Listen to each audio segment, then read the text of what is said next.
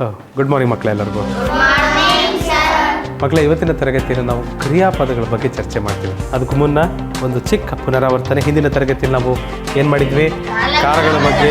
ಕಾಲಗಳಲ್ಲಿ 3 ವಿಧದ ಕಾಲಗಳಿದ್ವು: ಭೂತಕಾಲ, ವರ್ತಮಾನ ಕಾಲ, ಬೇಸಿಗೆ ಕಾಲ.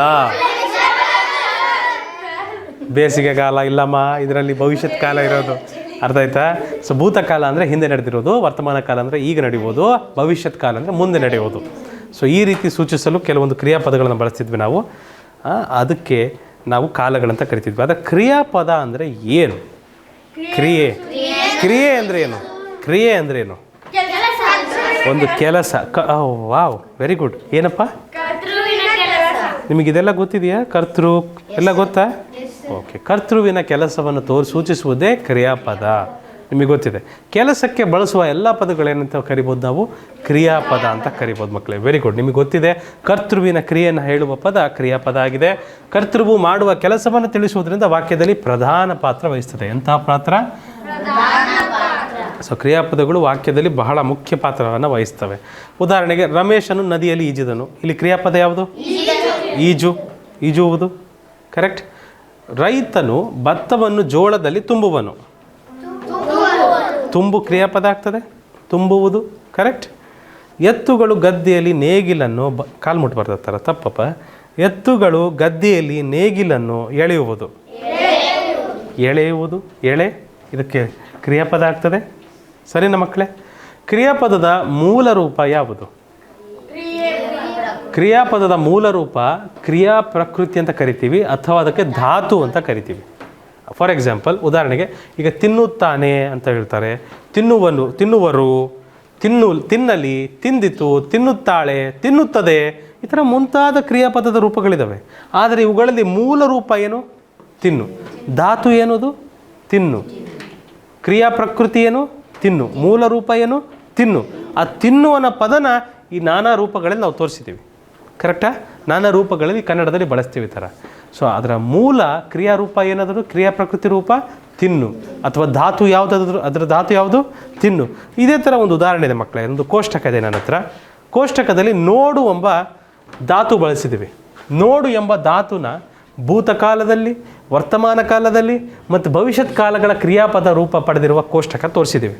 ಈಗ ನೋಡು ಅದನ್ನು ಏಕವಚನ ಮತ್ತು ಬಹುವಚನದಲ್ಲಿ. ಅವನು ನೋಡುತ್ತಾನೆ, ಬಹುವಚನ ಆದರೆ ನೋಡುತ್ತಾರೆ. ಕರೆಕ್ಟಾ? ನೋಡುತ್ತಾಳೆ ಅಥವಾ ನೋಡುತ್ತಾರೆ, ಬಹುವಚನ.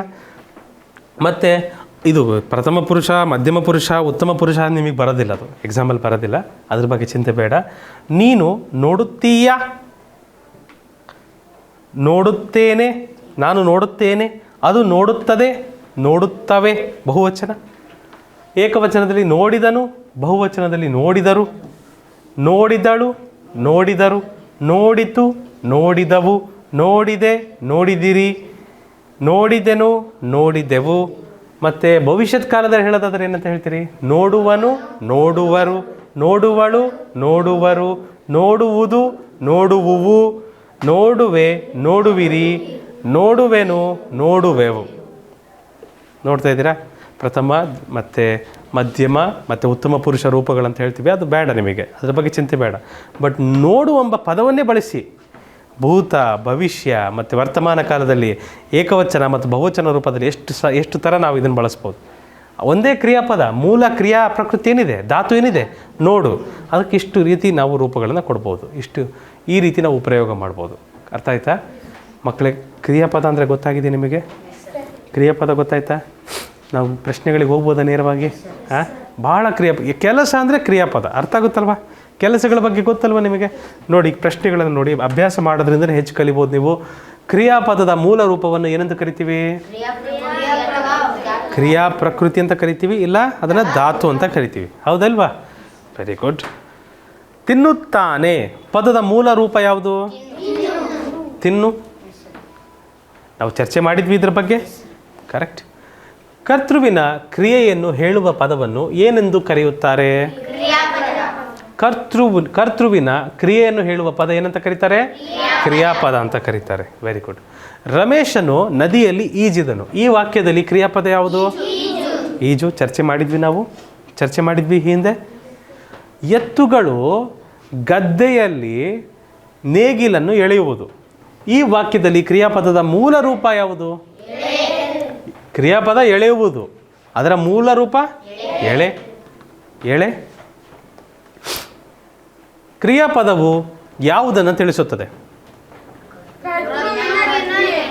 ಕರ್ತೃವಿನ ಕ್ರಿಯೆ, ವಸ್ತುವಿನ ಹೆಸರು, ಕರ್ತೃವಿನ ಹೆಸರು, ಸ್ಥಳದ ಹೆಸರು. ಕರ್ತೃವಿನ ಕ್ರಿಯೆ ಅದನ್ನು ತೋರಿಸುತ್ತೆ ಕ್ರಿಯಾಪದ. ಆಯಿತಾ? ತಿಂದಿತು ಪದದ ಕಾಲ ಯಾವುದು? ತಿಂದಿತು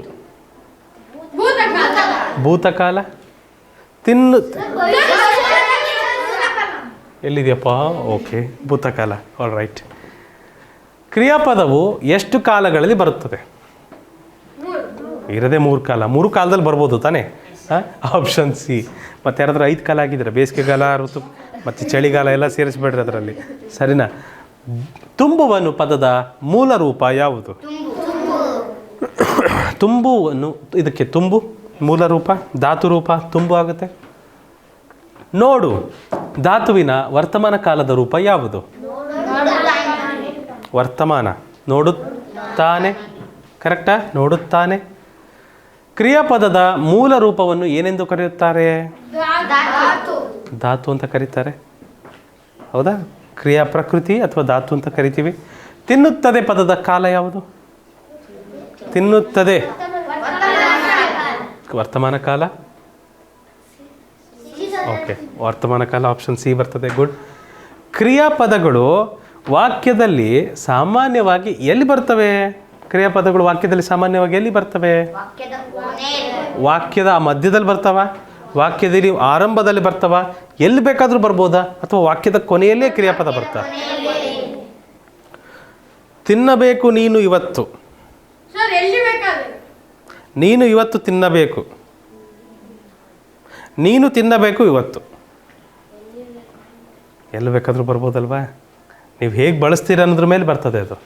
ಸೊ ವಾಕ್ಯದ ಯಾವ ಭಾಗದಲ್ಲಾದರೂ ಬರ್ಬೋದು. ಅದು ಮೊದಲೇ ಬರಬೇಕು, ಕೊನೆಯಲ್ಲೇ ಬರಬೇಕು, ಮಧ್ಯದಲ್ಲೇ ಬರಬೇಕಂತೇನಿಲ್ಲ. ಸರಿಯಪ್ಪ ಹನುಮಂತು? ಈಜಿದನು ಪದದ ಮೂಲ ರೂಪ ಈಜು. ಕರೆಕ್ಟ್. ಏನಪ್ಪ? Easy PG. ಈಜು. ಕ್ರಿಯಾಪದವು ಯಾರ ಕ್ರಿಯೆಯನ್ನು ಸೂಚಿಸುತ್ತದೆ?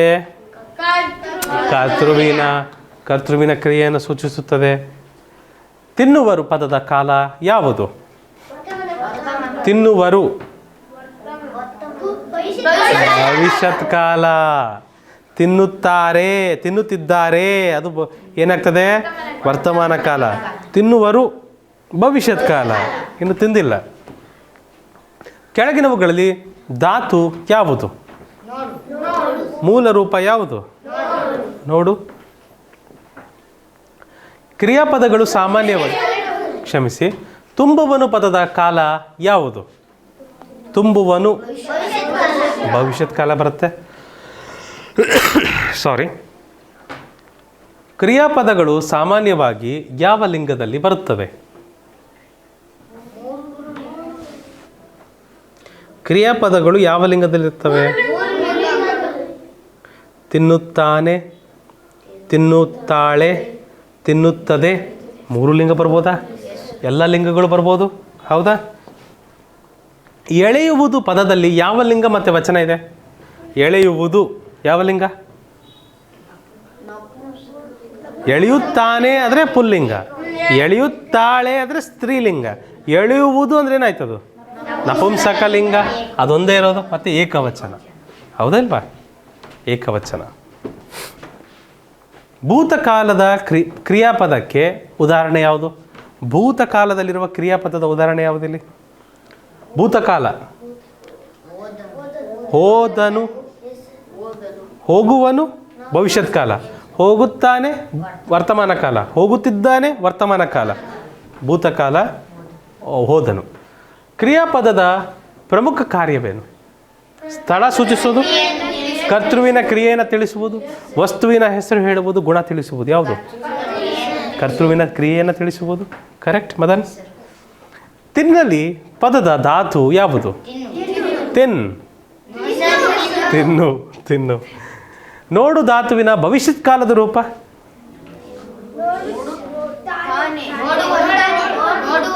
ನೋಡುವನು. ನೋಡುವನು. ಆಯಿತಾ? ಕರ್ತೃ ಮತ್ತು ಕ್ರಿಯಾಪದ ಸರಿಯಾಗಿ ಹೊಂದಿರುವುದನ್ನು ಗುರುತಿಸಿ. ಕರ್ತೃ ಮತ್ತು ಕ್ರಿಯಾಪದ ಸರಿಯಾಗಿ ಹೊಂದಿರಬೇಕು. ಕರ್ತೃ ಹುಡುಗ ಆದರೆ ಓದುತ್ತಾನೆ, ಹುಡುಗಿ ಓದುತ್ತಾಳೆ, ಹುಡುಗಿ ಓದುತ್ತಾನೆ, ಹುಡುಗಿ ಓದುತ್ತದೆ. ಯಾವುದು ಸರಿ? ಹುಡುಗಿ ಓದುತ್ತಾಳೆ, ಹುಡುಗ ಓದುತ್ತಾನೆ. ಎರಡೂ ಸರಿ ಆಗುತ್ತೆ. ಕರೆಕ್ಟ್? ಎರಡೂ ಸರಿ ಆಗುತ್ತೆ. ಹೌದಲ್ವಾ? ಈಗ ಹುಡುಗಿ ಓದುತ್ತಾನೆ ಅಂತ ಹೇಳೋಕ್ಕಾಗ್ತದಾ? ಇದು ಲಿಂಗ, ಇಲ್ಲಿ ಸ್ತ್ರೀಲಿಂಗ, ಇಲ್ಲೂ ಸ್ತ್ರೀಲಿಂಗ ಬರಬೇಕಾ? ಹೌದಲ್ವಾ? ಇಲ್ಲಿ ಸ್ತ್ರೀಲಿಂಗ, ಇದು ಪುಲ್ಲಿಂಗ ಬರಬಾರ್ದಲ್ವಾ? ಹುಡುಗಿ ಓದುತ್ತದೆ ಅಂತ ಹೇಳೋಕ್ಕಾಗಲ್ಲ. ಸೊ ಹಾಗಾಗಿ ಸರಿ, ಇದಕ್ಕೆ ಆಪ್ಷನ್ ಎ, ಬಿ ಎರಡೂ ಆಗ್ತದೆ ಮಕ್ಕಳೇ. ನೋಡುತ್ತಾಳೆ ಪದದ ಕಾಲ ಮತ್ತು ಲಿಂಗ ಯಾವುದು? ಭೂತಕಾಲ, ಸ್ತ್ರೀಲಿಂಗ. ನೋಡುತ್ತಾಳೆ ಪದದ ಕಾಲ ಮತ್ತು ಲಿಂಗ. ನೋಡುತ್ತಾಳೆ ಅನ್ನೋದು ವರ್ತಮಾನ ಕಾಲ ಮತ್ತು ಸ್ತ್ರೀಲಿಂಗ ಎರಡು ಸರಿ ಆಗ್ತದ? Very good, very good. ಕ್ರಿಯಾಪದದ ಧಾತುವಿಗೆ ಸೇರುವ ಪ್ರತ್ಯಯಗಳು ಯಾವುದನ್ನು ಸೂಚಿಸುತ್ತದೆ? ಬರೀ ಕಾಲ ತೋರಿಸುತ್ತಾ? ಲಿಂಗ ಅಷ್ಟೇ ತೋರಿಸುತ್ತಾ? ಎಲ್ಲದೂ ತೋರಿಸುತ್ತಲ್ವಾ? ಅದು ಎಲ್ಲದನ್ನೂ ತೋರಿಸುತ್ತಲ್ವಾ? ಸೊ ಹಾಗಾಗಿ ಆಪ್ಷನ್ ಡಿ ಅಂತ ಹೇಳ್ಬೋದು ಮಕ್ಕಳೇ. ಇಷ್ಟು ಚರ್ಚೆಯೊಂದಿಗೆ ನಮ್ಮ ಕ್ರಿಯಾಪದಗಳ ಮೇಲಿದ್ದಂತಹ ಚರ್ಚೆ ಇಲ್ಲಿಗೆ ಕೊನೆಗೊಳ್ತದೆ. ಮುಂದಿನ ತರಗತಿಯಲ್ಲಿ ನಾವು ಪದಗಳನ್ನು ಕೂಡಿಸಿ ಮತ್ತು ಬಿಡಿಸಿ ಬರೆಯುವುದನ್ನು ನೋಡ್ತೇವೆ. ಆಯಿತಾ? ತದನಂತರ ನಾವು ಸಂಧಿಗಳ ಕಡೆ ಹೋಗ್ತೀವಿ. ಯಾವಾಗ ಕೂಡಿಸೋದು ಬಿಡಿಸೋದು ಮಾಡ್ತೀವಿ, ಸಂಧಿಗಳ ಬಗ್ಗೆ ನಮಗೆ ಒಂದು ಒಳ್ಳೆಯ ಚರ್ಚೆ ಮಾಡಲಿಕ್ಕೆ ಅನುಕೂಲ ಆಗ್ತದೆ. ಸೊ ಇಷ್ಟನ್ನು ಹೇಳ್ತಾ ಇವತ್ತು ತರಗತಿನ ಇಲ್ಲಿಗೆ ಮುಗಿಸ್ತಾ ಇದ್ದೀವಿ. ಮುಂದಿನ ತರಗತಿ ಬರುವವರೆಗೂ ನಿಮ್ಮ ಅಭ್ಯಾಸ ನಿರಂತರವಾಗಿರಲಿ. ನೆನಪಿಡಿ, ಇದು ಈಸಿ ಪಿ ಜಿ ಕ್ಲಾಸಸ್, ನಿಮ್ಮ ತರಬೇತಿ ಕೇಂದ್ರ.